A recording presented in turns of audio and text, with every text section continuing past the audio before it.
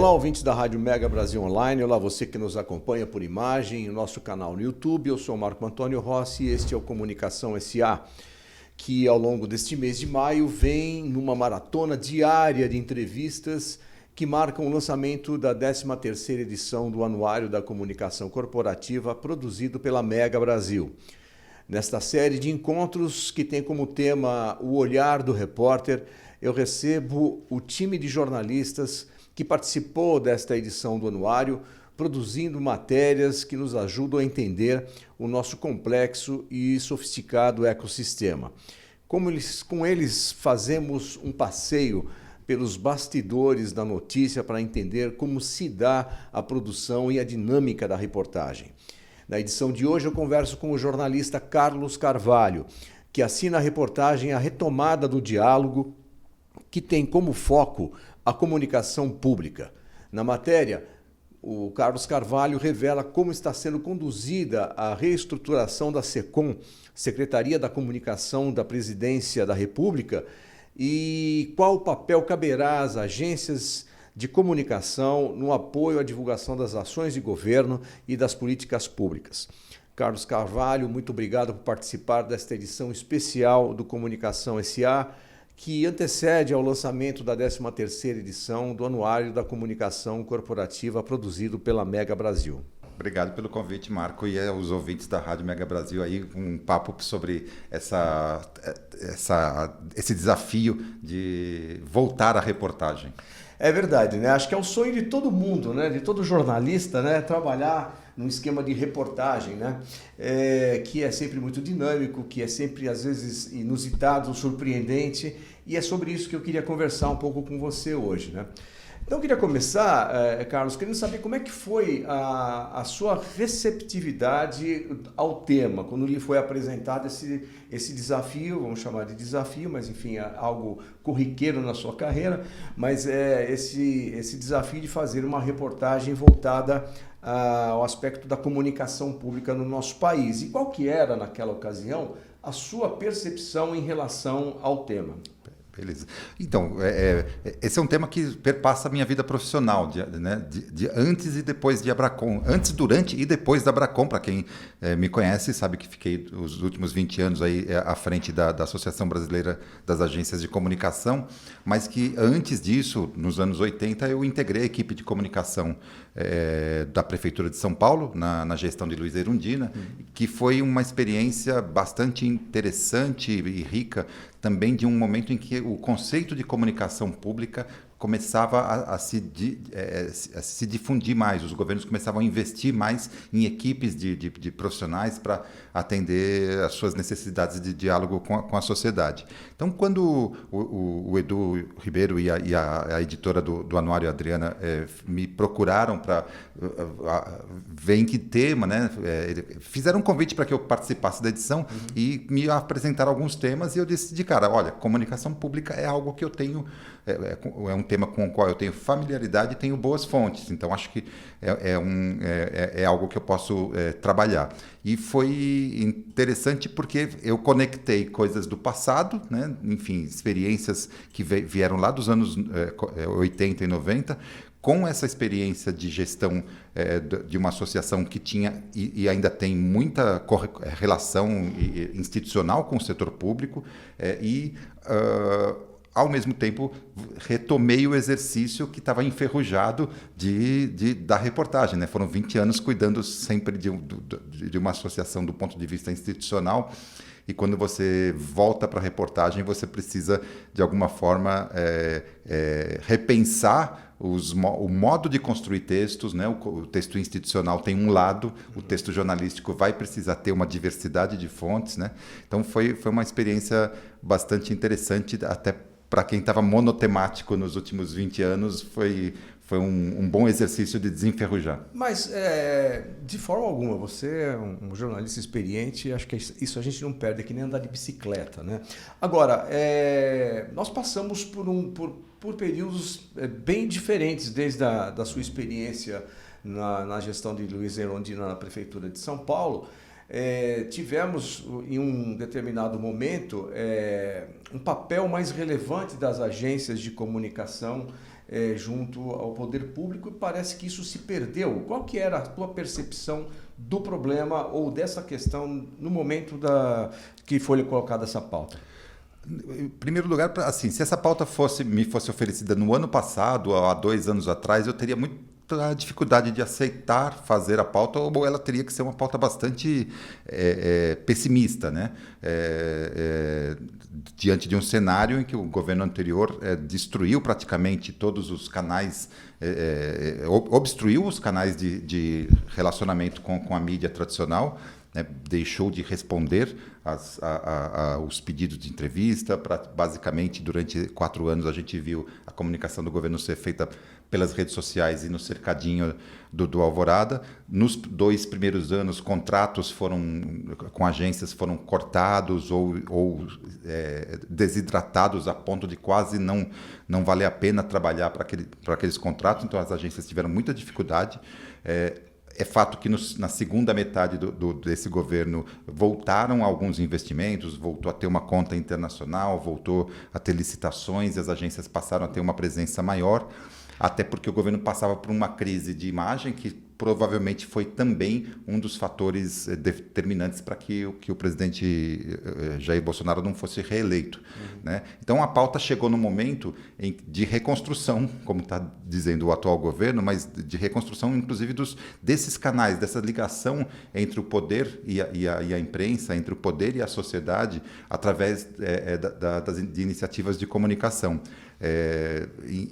O grande desafio desse momento, né, é fazer com que a comunicação pública e o conceito de comunicação pública seja retomado no Brasil do ponto de vista de praticar comunicação pública do ponto de vista do interesse público mesmo, do interesse da sociedade. A gente viu aí nos últimos anos uma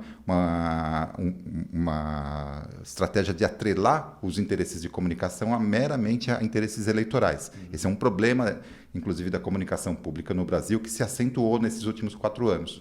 Né? Só vamos nos comunicar para falar com o eleitor. Não, a comunicação pública é um movimento de diálogo que o governo precisa fazer, que o poder público precisa fazer em todas as instâncias, no judiciário, no executivo, no legislativo, para promover diálogo, para ouvir a sociedade e para prestar contas para a sociedade.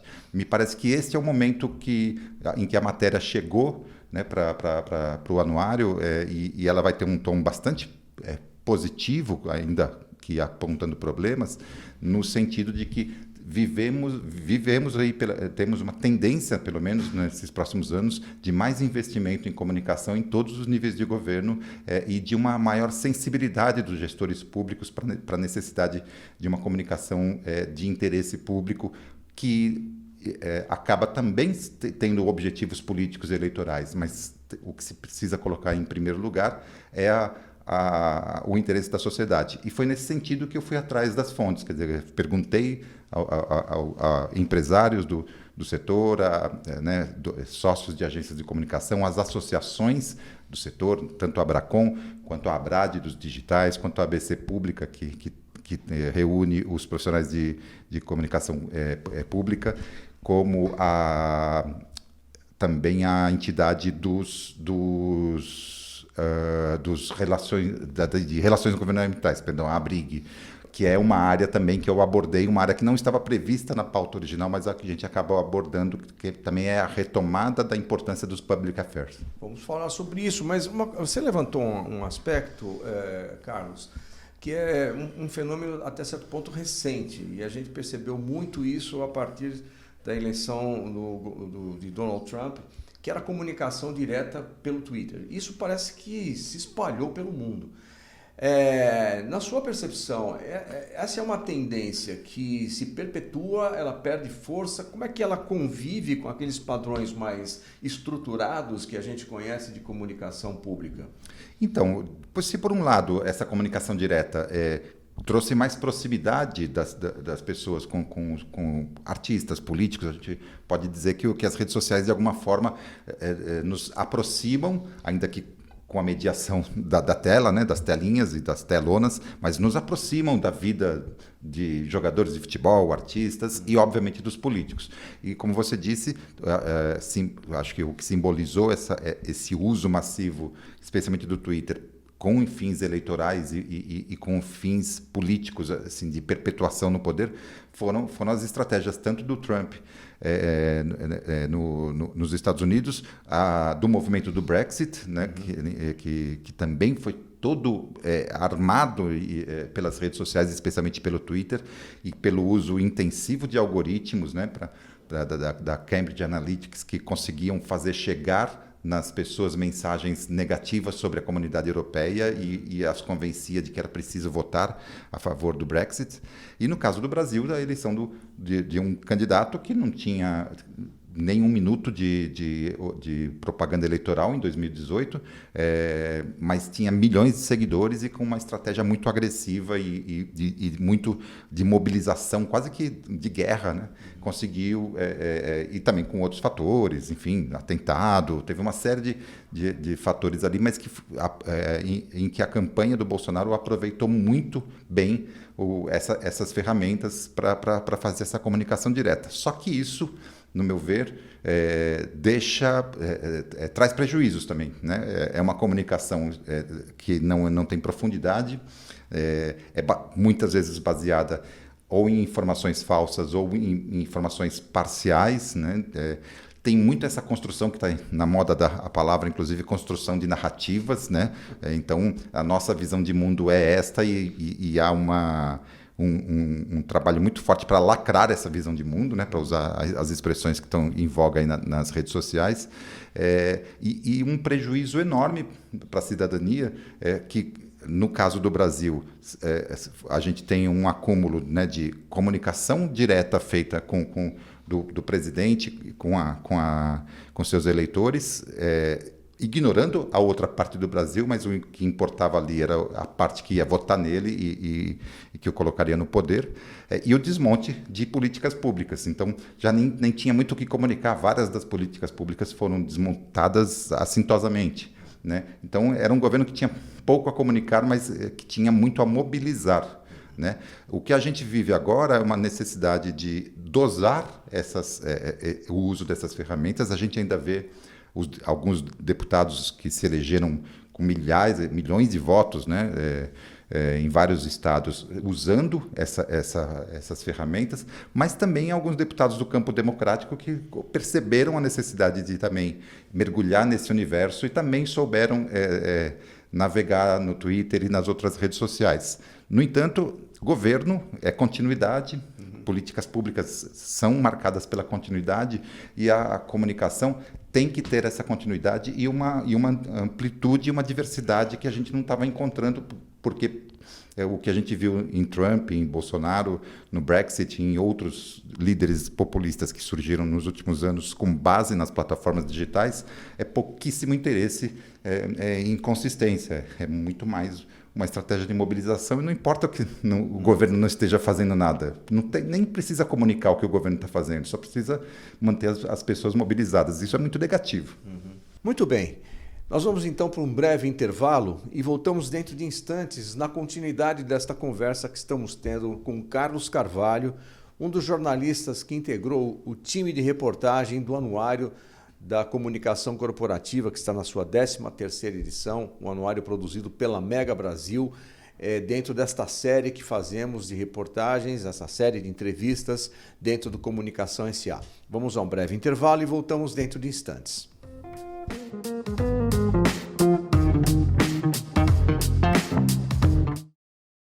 Colaboração. Tudo começa pela colaboração. Nossas descobertas na medicina e no campo, nossas ações de inclusão e diversidade e nosso trabalho incansável para encontrar novos caminhos por meio da inovação, tudo isso é resultado da colaboração. E queremos continuar construindo os próximos capítulos dessa jornada assim, com você, fazendo o que é bom para o outro e, acima de tudo, com o outro. E fazer isso com você vai ser muito bom. Vai ser bom com você, Ana, produzindo novas tecnologias para o campo. Com você, Laura, vamos encontrar soluções e novas respostas para o tratamento do Luiz. Como vai ser bom estar com você, Thalita, que engaja tantas pessoas por uma causa tão nobre. Convidamos você a continuar fazendo o que é bom com a gente. Se é Bayer, é bom. Você e Bayer é bom.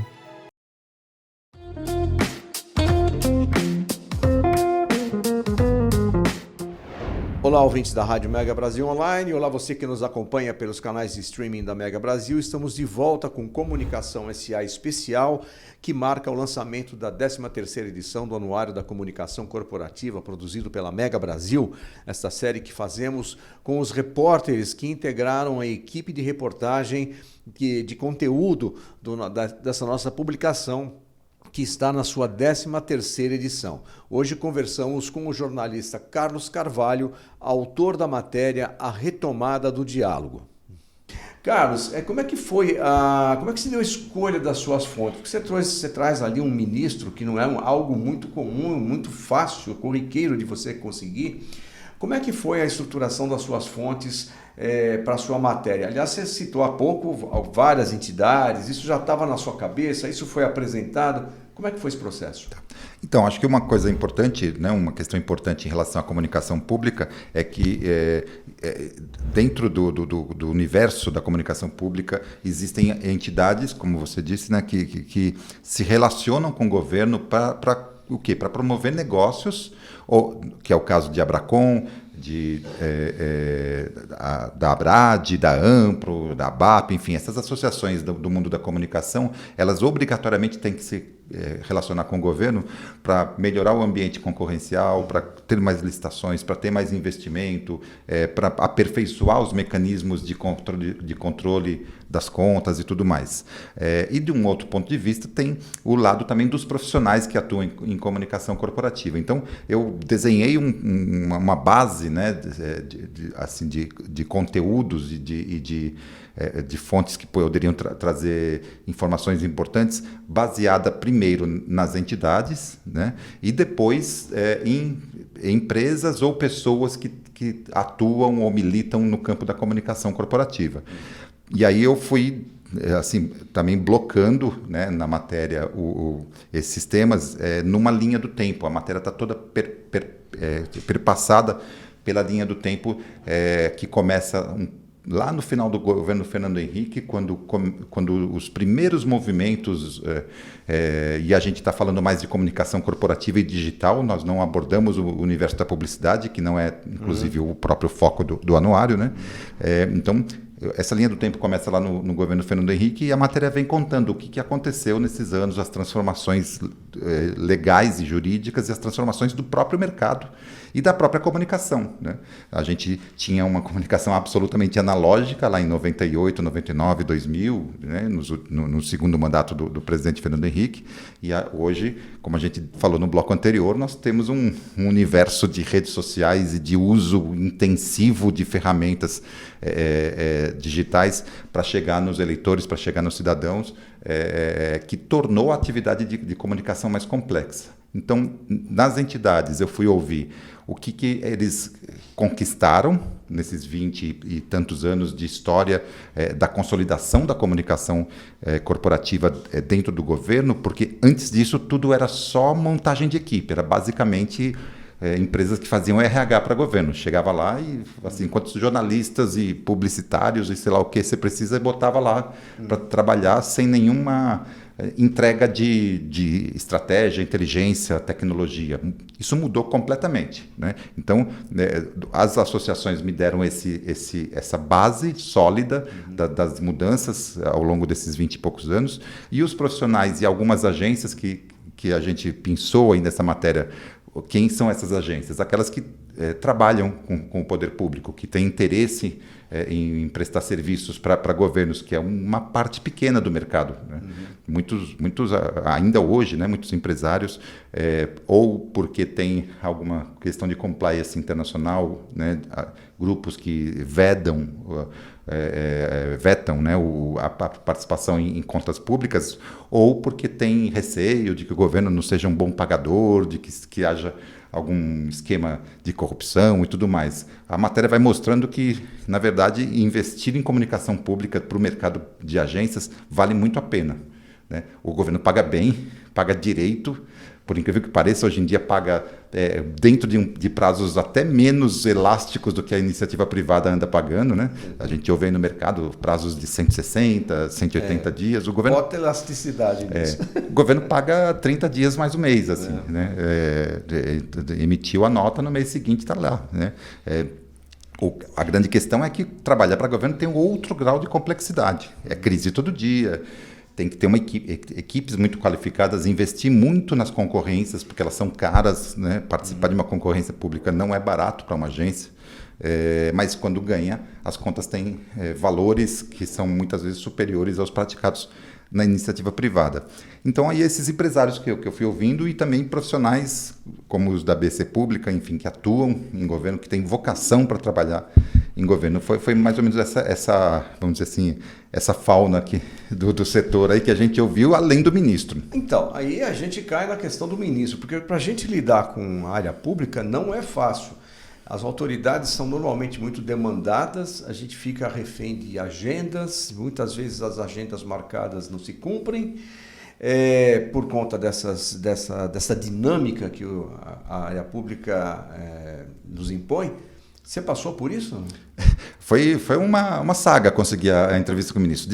De imediato, né, qual era a intenção? Né? Estamos num momento de grande transformação. Esse é um ministro que está muito em evidência, ele aparece bastante na mídia. Em geral, ministros da SECOM, historicamente, eram mais low profile, mas como ele tem uma missão de reconstruir mesmo as pontes do governo com a imprensa, enfim, com influenciadores e tudo mais. O ministro Paulo Pimenta, além de tudo, é um ministro da área política, além de jornalista de formação. Ele é um deputado federal de vários mandatos, foi vereador, foi deputado estadual também lá no Rio Grande do Sul. Então, ele tem uma visibilidade e um entendimento maior da necessidade de se expor. E ele embora tenha recusado muitas entrevistas para veículos no começo, nos primeiros meses, até por conta do 8 de janeiro, né, daqueles acontecimentos lá no Planalto, onde ele teve papel também fundamental para mostrar o que aconteceu, né, ele tem um envolvimento muito grande com as questões de comunicação de um governo que começa com muito apoio político, popular, mas ao mesmo tempo também com uma, vamos dizer assim, um arco de alianças que faz da comunicação um tema muito sensível, né? Comunicar para a sociedade o que está fazendo um governo que tem ministros do União Brasil, do PT, enfim, de partidos dos mais variados interesses, né, governando juntos, fez com que eu acreditasse que ele talvez nem aceitasse a entrevista. Mas eu tinha uma boa fonte dentro da SECOM, fiz um pedido de entrevista que foi imediatamente aceito. Até que o ministro não pode, hoje não dá. Ele viajou com o presidente, teve a crise da China lá, a história da pneumonia do Lula, a viagem foi cancelada e o ministro foi para não sei aonde, aí depois ele estava no Rio Grande do Sul.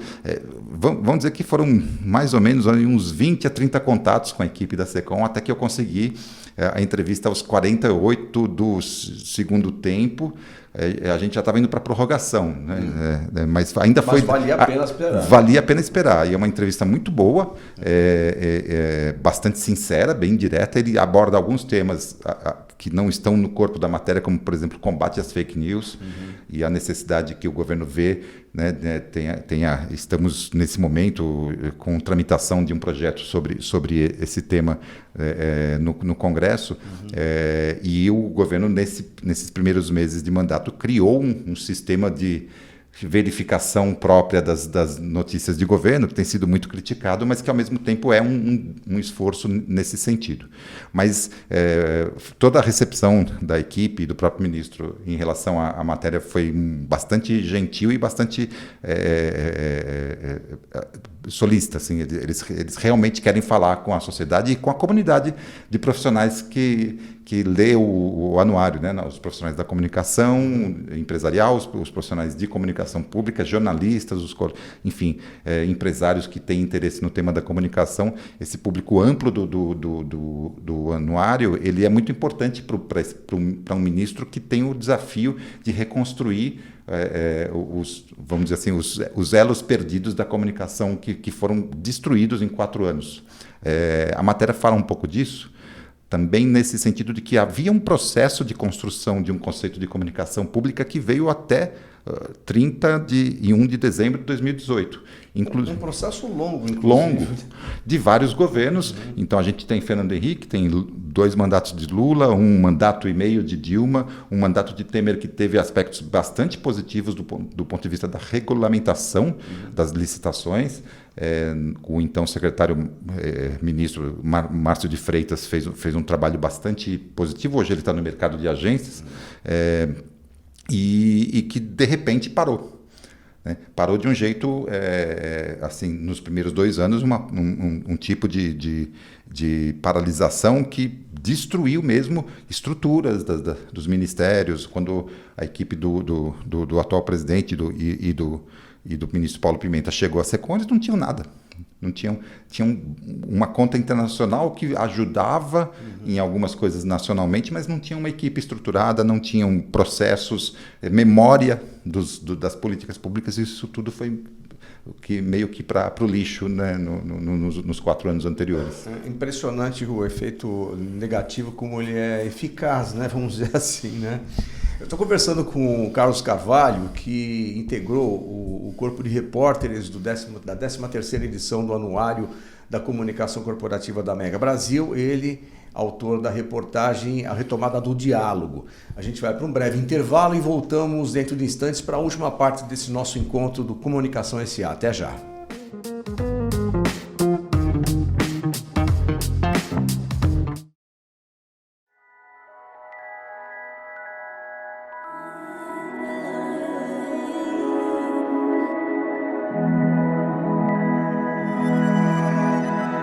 Change is coming. There's a light out from the sun. A new time, a new day, a new world is coming. And I can see the dawn has just begun. A new home, a new way is on the horizon. We're making the world a better place, one person at a time.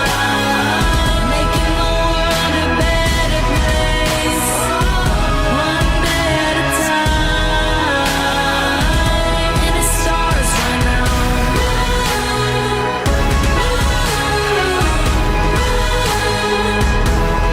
Change the world.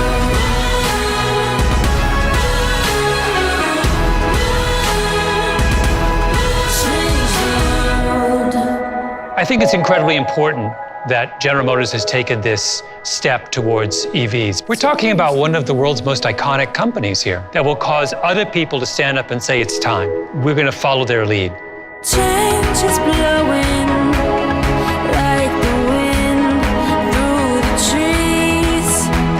The wheels are spinning and life is in motion. And I can see a light shine through the leaves. A new spark of new life is on the horizon. We're making the world a better place, one day at a time. And it starts right now. It starts right now.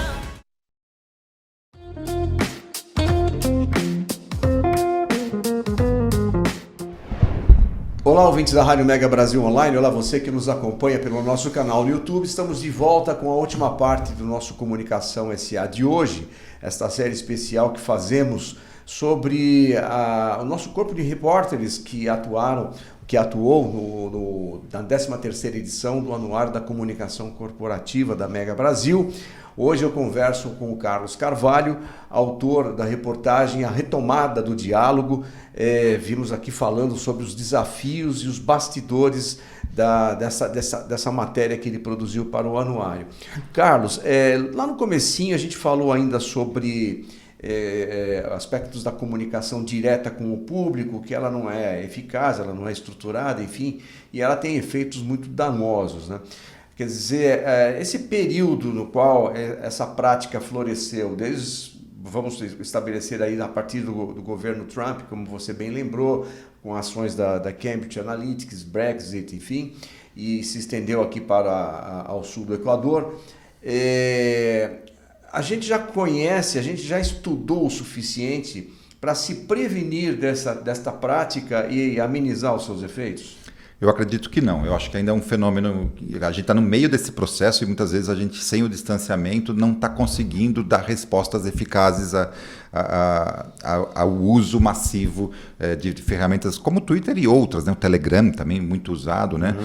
Para disseminação de fake news. E acho que um dos exemplos do fracasso daqueles que buscam não o conceito de verdade, né? Que é um dos conceitos também que tem muita discussão e filosófico, mas do conceito das questões factuais e da informação baseada em ciência, enfim, em fatos reais e não em coisas inventadas. Acho que um dos exemplos desse efeito danoso está na vacinação, né? O Brasil era antes do advento das fake news e antes da pandemia, o Brasil era um país exemplar, modelo para o mundo inteiro em campanhas de vacinação. Né? É um país em desenvolvimento, mas que sempre investiu muito, desde as primeiras campanhas de vacinação para meningite, lá nos anos 70, e depois o combate à poliomielite, a erradicação de várias doenças que eram crônicas no país.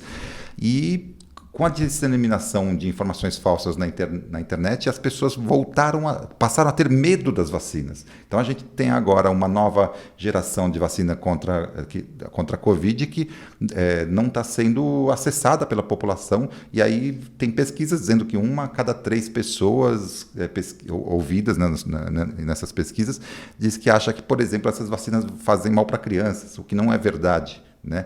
Então, esse efeito danoso é um processo que está em curso, existe muita pesquisa sobre isso, existem contraofensivas, porque é uma plataforma que está ali para uso livre. Então, também quem trabalha com a verdade dos fatos, com a verdade factual, com a informação correta sobre ciência, cultura, enfim, educação, todos os temas que têm sido objetos de uma guerra cultural, né, nesse ambiente, essas pessoas também estão usando essas ferramentas, mas elas têm um menor alcance. A gente sabe que, e isso antes das redes sociais a gente já sabia, notícia ruim viaja muito mais rápido.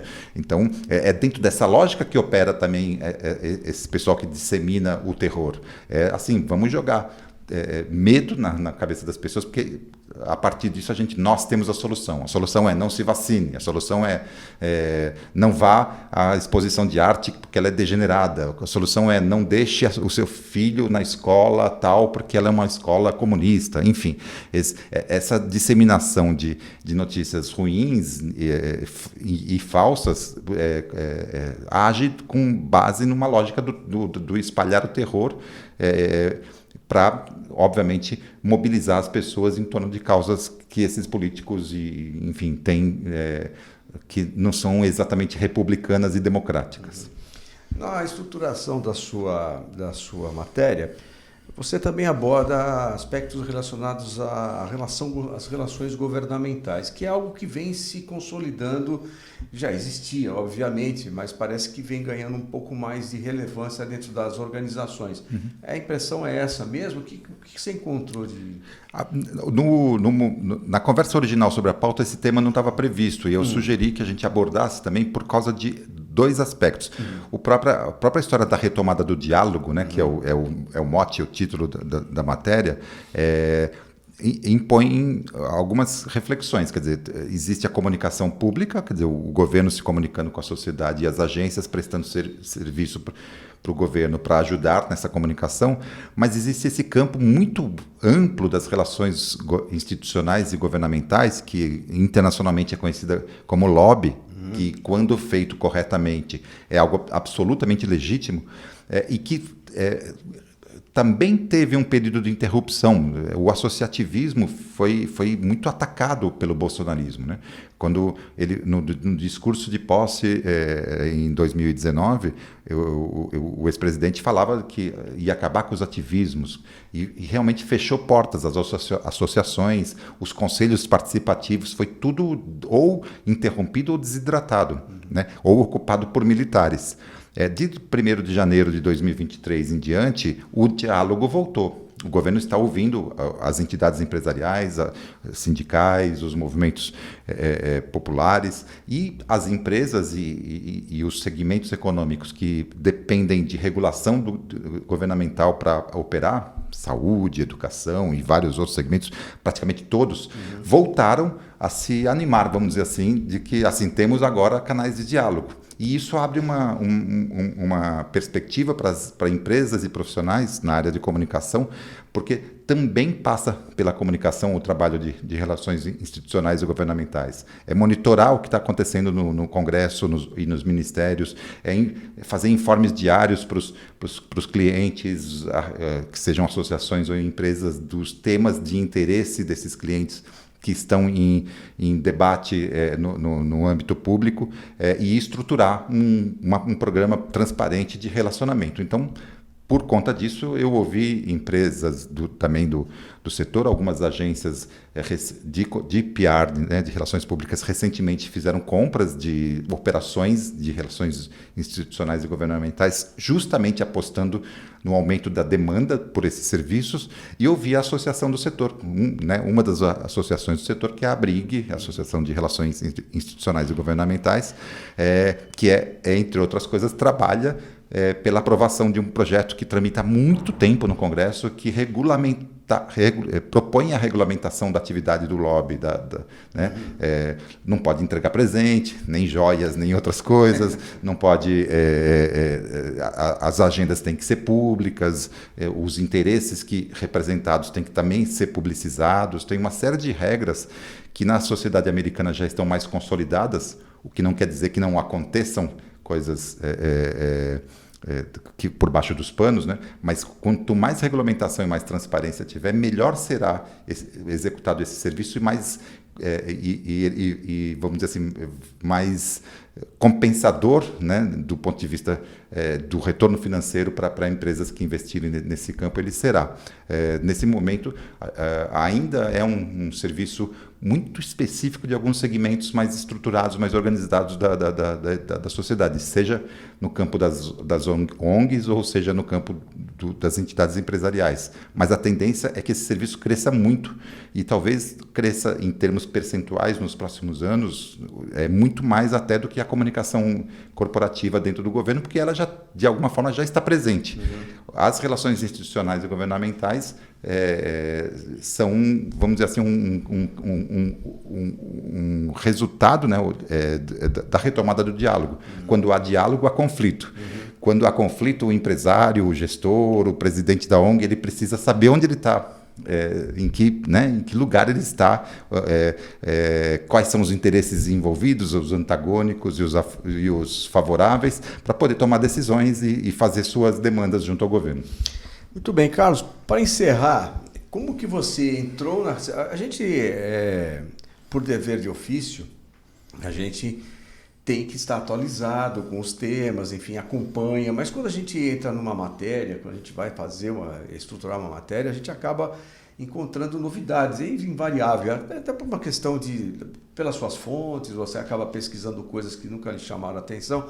Como você entrou nesta matéria e como você saiu dela?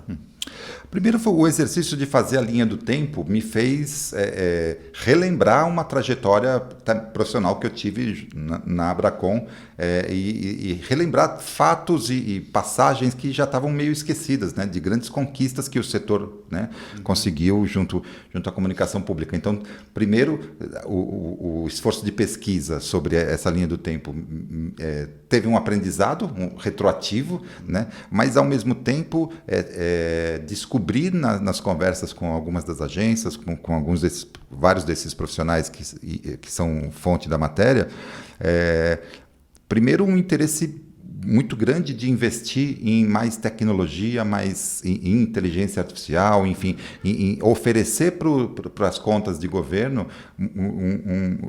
serviços mais estruturados e mais antenados com as grandes tendências da comunicação. E descobrir que possivelmente a comunicação de governo talvez seja, nos próximos anos, vanguarda e tenha que ser olhada pela iniciativa privada, porque eu acredito, né, saio dessa matéria acreditando que os próximos passos da evolução da comunicação de governo, né, na comunicação pública, eles vão ser muito baseados em tecnologia, inclusive para, como falávamos antes, neutralizar as questões danosas das fake news com o uso intensivo de monitoramento, um monitoramento refinado, que exige muita tecnologia e muita inteligência estratégica humana, né? Então, nós vamos ter robôs e humanos ajudando o governo a melhorar a sua comunicação com a sociedade e a divulgação das políticas públicas que são necessárias para que a sociedade se desenvolva e a economia volte a crescer, né? Eu acho que essa é a tendência. Aprendi bastante com essa parte. Acho que era algo que eu não tinha noção do que estava acontecendo em algumas das agências que já prestam serviços para governo e que estão muito avançadas do ponto de vista do investimento em capacitação e em tecnologia. Muito bem, eu deixo aqui um convite a você que acompanhe os detalhes desta matéria feita pelo Carlos, a retomada do diálogo, que está na 13ª edição do Anuário da Comunicação Corporativa da Mega Brasil. Será lançado agora em maio. A gente é ao final desta maratona de entrevistas que estamos fazendo aqui no Comunicação SA.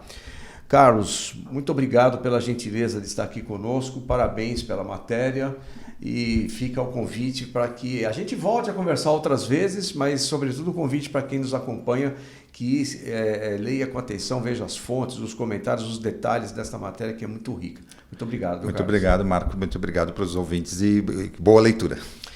Muito bem. Amanhã a gente tem uma nova reportagem com mais um jornalista que integrou o nosso time de reportagem da 13ª edição do Anuário da Comunicação Corporativa, produzido pela Mega Brasil. Temos então amanhã um novo encontro marcado aqui no Comunicação SA Especial. Até lá!